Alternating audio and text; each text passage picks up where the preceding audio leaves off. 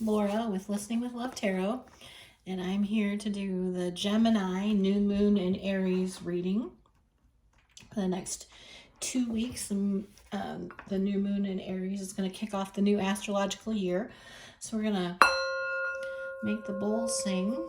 We're going to call on Spirit for our highest and best messages for our Gemini family with Sun, Moon,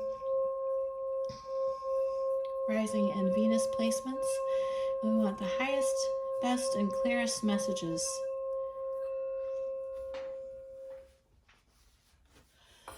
All right, the first thing that I'm going to do is I am going to pull an archetype card and read from the book, because there's no way that you can possibly convey it any better than Kim Crayons does.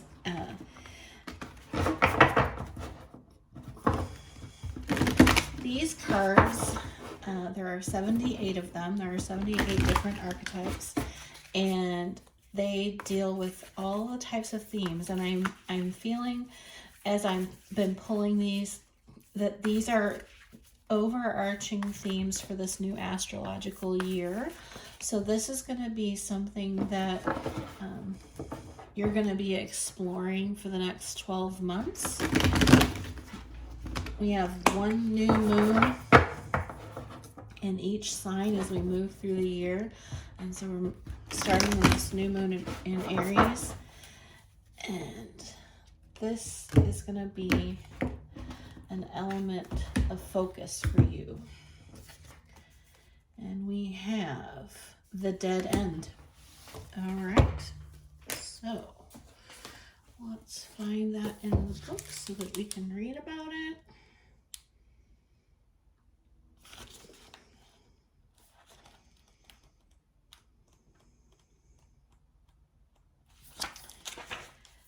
Contrary to what its name implies, the dead end is very much alive. It is a force that stops us from moving forward as planned.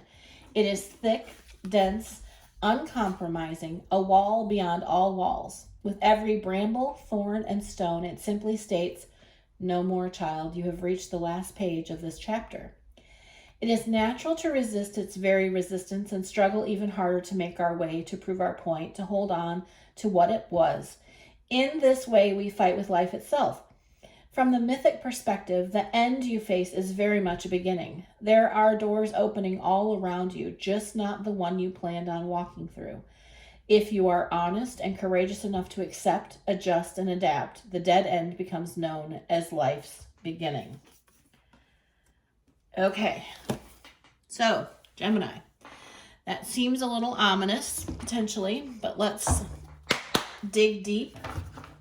And the theme of your reading for the spring equinox is going deep, and so I think we talked about you facing something, going deep, and then partying, and so I think this dead end showing up as the theme for the astrological year is an interesting segue from the first reading that I did for you. We blew out that candle.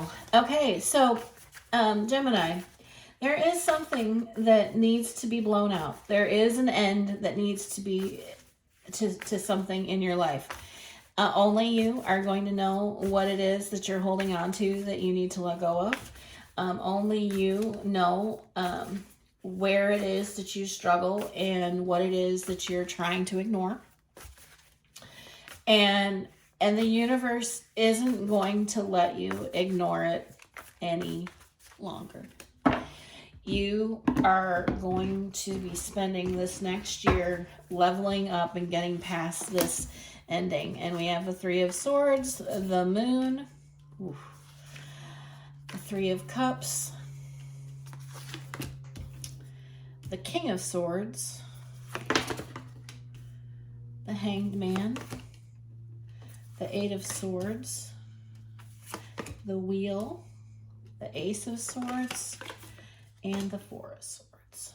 And at the bottom of the deck, we have the Strength card. Okay, so I'm going to relight your fire, Gemini, as I burn myself. All right, now we're going to clarify Lots and lots and lots and lots of thoughts, Gemini. This is all about thoughts. And since you are an air sign, it obviously makes sense that you would be consumed with thoughts. But they're definitely showing up in this energy for the next 2 weeks.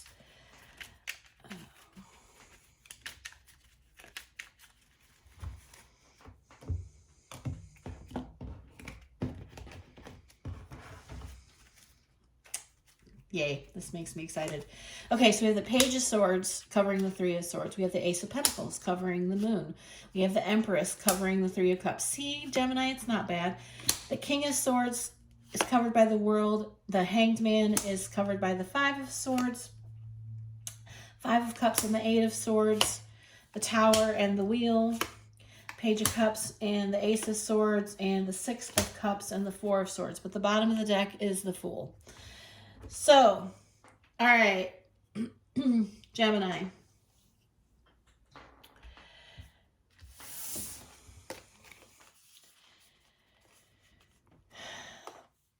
In the past, you had this heartbreak that was brought on by too many people being involved in spying on your movements. And I don't mean that in like a stalkery type of energy. I just feel like that you needed to move silently so that you could move effectively, and you didn't realize that by sharing your movements that you had enemies that were really energetically trying to interfere with what it was you were doing in your life. And this has been a theme for a while for you. I feel like that your movements are misunderstood, and so there was obstruction of what you were trying to do, which is why you've needed this Strength card at the bottom of the deck. There's just you've needed to be your own best friend. That's what I'm picking up. So then we move into this Moon energy covered by the Ace of Pentacles. And the Moon is about things that are hidden, the subconscious, the deeper wounding, the deeper exploration of who we are as individuals and persons. And I feel like, we talked about you going deeper and then, kind of sparking this energy, being playful. And we have a recurrence of that with this Three of Cups and the Empress. So where I'm going with this is that it's very much important that you get into this rhythm of going deeply and then coming up for air and exploring and celebrating what you found in those depths. And you don't have to share your depths with everyone. And I'm not saying that you're consciously just going out and telling everyone your news. I think that you draw attention by your movements, and that's what's drawn to you. And I feel like I need to tell you that it's very important that you place yourself in protection on a regular basis. And by that, I mean calling on spirit for protection from negative energy. But back to this card, we have the Moon and you just plumbing the depths, and then you're going to come up for air, and it's this cycle that's going to repeat. So you go into the depths, it's murky, it's emotional, it's dark, and then you're going to come back, you come back out, you come up to the surface, you come up with new information about yourself, about your situation, you ground into this new energy and create something new, and then you go back again and you do it all over again, is what I'm picking up from that. And this Empress, this is a very Empress-like cycle, and this Three of Cups is saying to me that celebrating who you are is something that's really, it's important for you to recognize this integrated self that you have, and share it with those closest to you. Like, I'm getting create an inner circle from this card, and kind of keep those numbers small. Only share this aspect of yourself with the people that you truly know have your best interests at heart, is what I'm picking up. And then moving into this present energy, we have this King of Swords, which is the masculine embodiment of truth, intellect, rational thought. And you have the World card. And the World, book or hush. The World is about endings. It's about closing out the end of a journey. And it's cyclical, right? So you have this Fool at the bottom of the deck, and you're in this World energy right now because you're getting ready to embark on the next level of your journey. So you have, in this exploration of the moon and this continued cycle that you've been in of diving deep and then coming up for air and sharing it with your inner circle, you've reached this higher level. You've been getting messages at a higher level, and you're leveling up even further, I think, than you were even capable of imagining. And the reason that I say that is you're in this Hanged Man energy and this Five of Swords. And so what I'm getting from this is you're currently in this state of fighting with yourself, not seeing yourself accurately, not giving yourself credit for everything that you've accomplished, because you're getting this psychic interference, this energetic interference from these people who don't want what's best for you. And it's really, it's causing you this mental conflict. And so you're not able to see this leveling up that you're doing. So you're putting in all this work, you're leveling up, you're fighting yourself as you do it, because you're picking up on you're empathetically drawing all of this other chatter on the line, this white noise, this background bullshit, and it's affecting your impression, your vision of yourself. So you need to flip that on its head, because you're slipping into this fear and this sense of loss for this person that you were, because you're not giving yourself enough credit for the leveling up that you're doing, is what I'm getting from this. So that's where this conflict comes in. There's this fear, because you've loved who you are. There wasn't anything not to love about who you were. But you are now a richer, more dynamic version of that person. And in order to be that richer, dynamic version of yourself, there are aspects of your shadow self that you have integrated that are no longer there. There are just aspects of yourself that were of a lower vibration that are dropping away.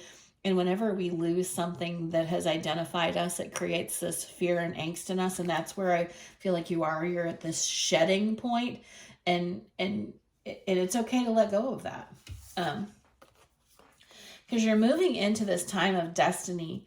The Wheel of Fortune is about destiny.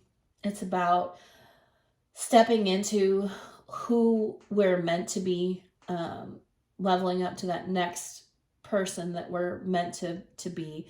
And in order to do this, you're watching this Tower energy. The foundations that don't serve you, the relationships that don't serve you are falling away.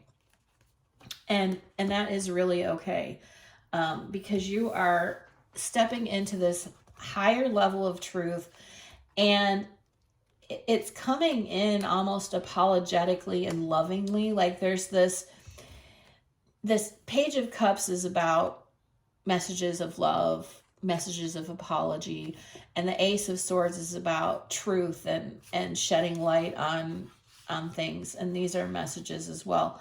But what I'm getting from the combination of these is that in order to get out of this dead end, in order to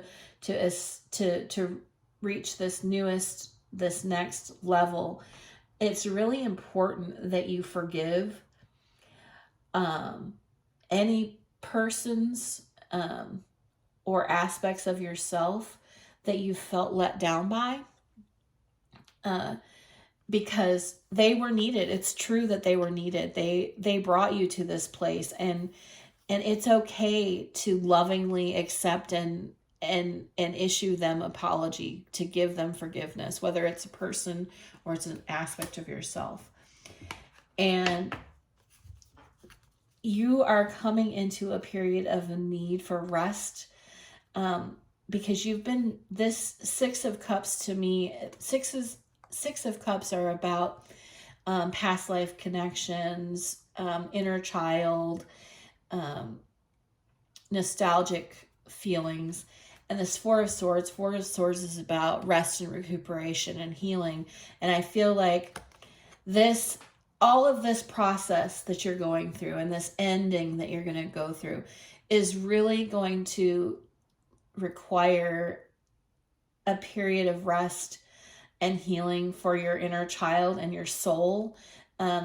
You're soul tired right now. And if you can be strong, if you can take care of your soul, this is the Queen of Swords and the Judgment. Okay. Yeah. If you can if you can let go of these things, let yourself level up.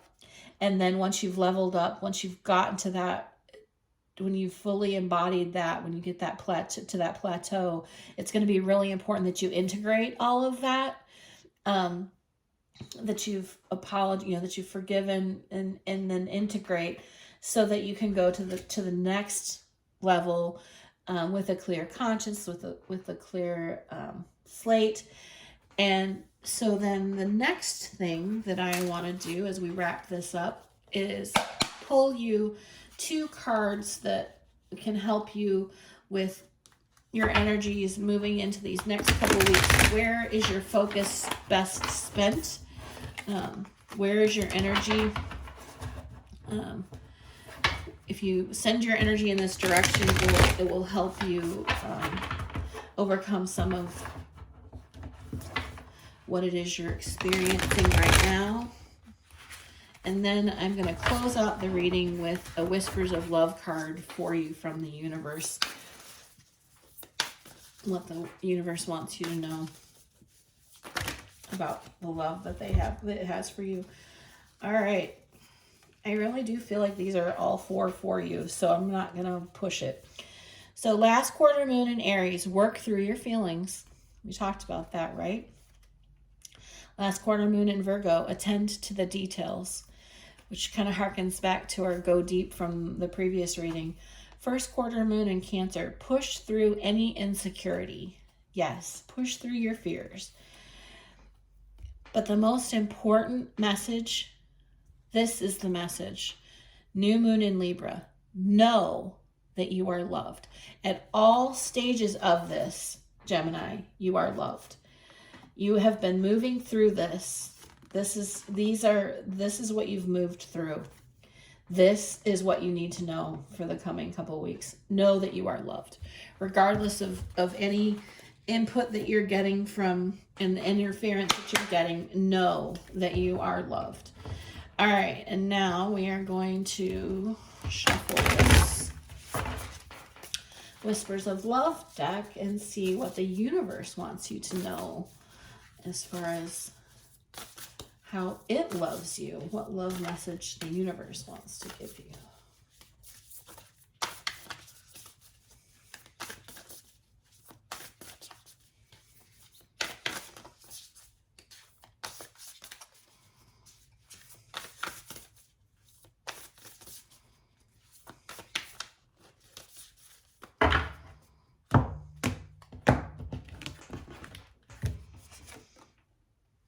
Consider your foundation. You are being asked to look at how committed you are to love. And I think what I'm picking up from that, what the message is of the universe, what the universe is trying to say to you, Gemini, is that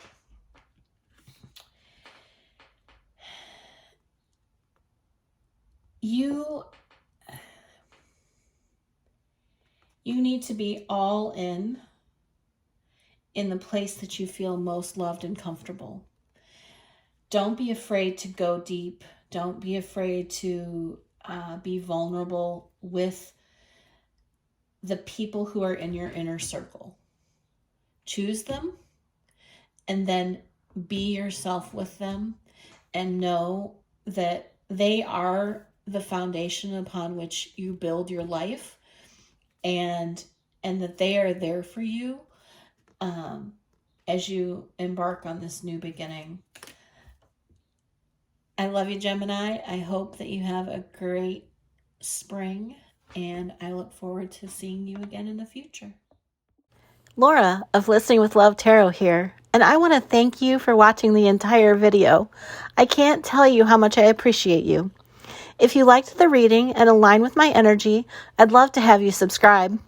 If you're new here, please consider watching my why video for more insight on what to expect.